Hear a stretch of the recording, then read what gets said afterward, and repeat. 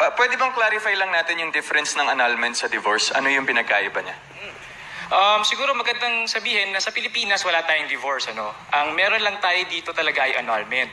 In fact, sa buong mundo, dalawang bansa na lamang ang walang divorce, Vatican City at ang Pilipinas. Oh? Yes. Ang divorce, ang pagkakaiba niya kasi, sa divorce, lumabas lamang yung problema sa relasyon in the middle. So, ibig sabihin, kasal pa rin kayo, tina-terminate mo lang yung relasyon sa gitna. In annulment naman, umpisa pa lang, nagpapakita na ng mga manifestations sa may problema ang marriage.